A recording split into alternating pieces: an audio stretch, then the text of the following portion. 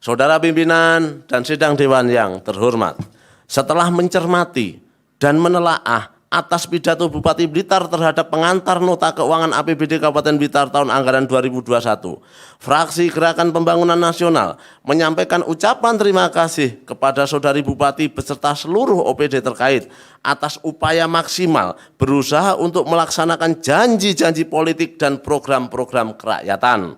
Namun demikian, kami telah memberikan saran dan masukan dan permohonan penjelasan agar perjalanan di dalam melaksanakan program pemerintahan ini lebih tepat sasaran, efisien, serta dapat dirasakan manfaatnya oleh masyarakat Kabupaten Blitar. Sehingga apa yang menjadi visi dan misi Bupati, yaitu terwujudnya Kabupaten Blitar yang mandiri dan sejahtera berdasarkan akhlak mulia dapat tercapai. Adapun beberapa saran, masukan, kritik, dan harapan yang patut kami sampaikan dalam forum yang terhormat ini adalah sebagai berikut. Nomor 1, fraksi Gerakan Pembangunan Nasional mengucapkan selamat kepada Bapak Ibu yang menduduki jabatan baru dari hasil penataan birokrasi. Semoga dapat melaksanakan tugas baru yang amanah dan berprestasi sehingga lebih baik dari yang dijabat sebelumnya. Kami berharap ini bukan merupakan malapetaka bagi yang tergeser, dan kepada Saudari Bupati Blitar kami berharap untuk melakukan langkah-langkah persuasif agar yang merasa tergeser dan tergusur tidak merasa kecewa dan tetap loyal dalam melaksanakan tugas kedinasan di tempat yang baru. Terhadap kekosongan-kekosongan kepala OPD, fraksi Gerakan Pembangunan Nasional berharap agar Saudari Bupati lebih cermat dalam mengisi kekosongan-kekosongan lowongan jabatan tersebut dan tetap berpedoman pada prinsip the right man in the right place. Jangan berpedoman pada prinsip balas budi yang tentu akan berdampak pada kinerja dan prestasi kepala OPD tersebut. 2. OPD terkait lebih meningkatkan evaluasi terhadap saran dan masukan yang disampaikan oleh DPRD melalui pandangan umum fraksi-fraksi sebelumnya, sehingga progresnya menjadi jelas. Jangan sampai satu masalah terus diulang-ulang terkesan kurang baik di mata rakyat karena dianggap mengabaikan saran dan masukan anggota dewan yang merupakan sebagai representasi dari rakyat Kabupaten Blitar. Di antaranya adalah sebagai berikut. A.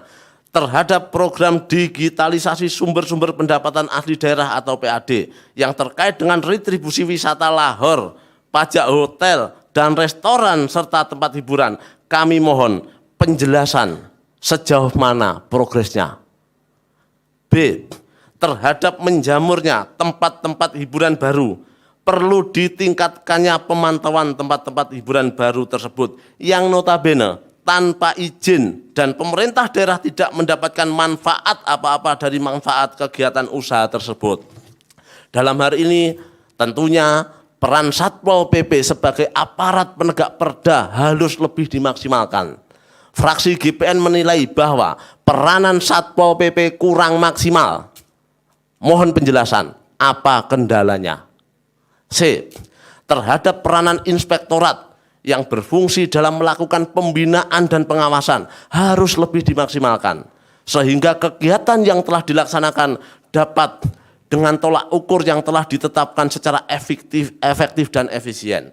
Kami berharap agar kasus seperti pemalsuan data penerima bantuan sosial tunai yang terjadi di Desa Ngadri, Kecamatan Binangun, yang nilainya mencapai 15% dari jumlah penerima tidak terulang kembali dan tidak terjadi lagi di desa-desa yang lain. Sehingga kami berharap ini bukan merupakan sebuah gunung es yang dapat terjadi di desa-desa lain dan belum diketahui sampai sekarang. 3. Mengingat keterbatasan waktu kami, memohon kepada stakeholder terutama yang terkait dengan pembangunan infrastruktur supaya capaiannya ditingkatkan. Jangan sampai di akhir tahun nanti keburu-buru di dalam pelaksanaannya sehingga akan berdampak terhadap kualitas bangunan itu sendiri. 4.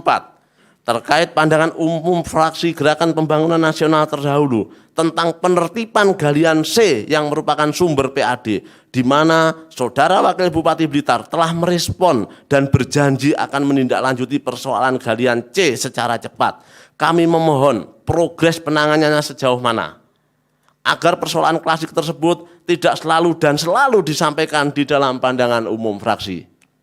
5. Munculnya inovasi baru para petani muda di Blitar Selatan yang menghasilkan produk-produk hortikultura yang sangat bermutu agar dapat ada perhatian dan dukungan secara cepat dari pemerintah daerah terhadap ketersediaan air. Sebagai faktor pendukung utama suksesnya usaha pertanian tersebut salah satunya adalah air.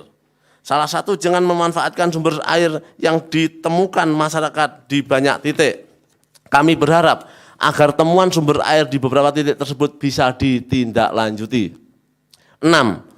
Kami menyarankan agar Dinas Pemberdayaan Masyarakat Desa atau Dindamade yang di dalam hal ini sebagai dinas yang menaungi desa supaya lebih cermat dan maksimal dalam melaksanakan pembinaan ke bawah, utamanya dalam memantau penyerapan anggaran DD maupun ADD yang selama ini masih belum maksimal. Terutama anggaran untuk menanggulangi COVID-19. Masih banyak desa yang melakukan penyerapan anggaran di bawah 30%. Padahal sekarang sudah memasuki tribulan ketiga. Supaya tidak terjadi silpa yang lebih besar. 7. Adanya beberapa desa yang bermasalah. Bahkan sampai dilaporkan warganya ke pihak-pihak berwajib. Karena pembagian BST, pembagian sembako yang kurang tepat sasaran. Hal ini merupakan bukti bahwa pembinaan dan evaluasi dari dinas sosial juga inspektorat tentunya kurang maksimal. Untuk itu kami mohon kepada dinas-dinas terkait melakukan evaluasi dan cross check data dari desa supaya anggaran tepat sasaran.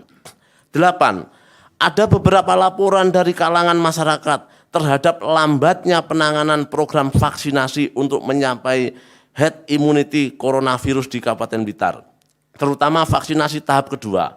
Kami memohon agar pemerintah Kabupaten Blitar segera mempercepat capaiannya, mengingat capaian vaksinasi ini merupakan salah satu indikator atau acuan dalam menentukan status atau level pada PPKM.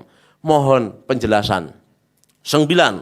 Terkait dengan dinamika penanganan COVID, rumor yang terjadi di masyarakat bahwa orang sakit menjadi proyek oknum rumah sakit. Sehingga semua orang yang sakit apabila dibawa ke rumah sakit pasti di-COVID-kan. Padahal keluarga pasien meyakini dan yakin bahwa pasien tersebut mengidap penyakit yang lainnya.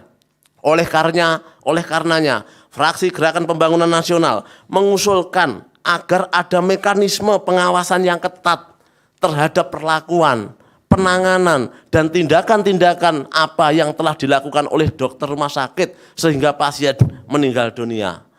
Kami mengusulkan agar peran gugus COVID lebih ditingkatkan dan jika dipandang perlu diberikan tugas tambahan agar mengetahui tahapan penanganan pasien yang di-COVID-kan di rumah sakit.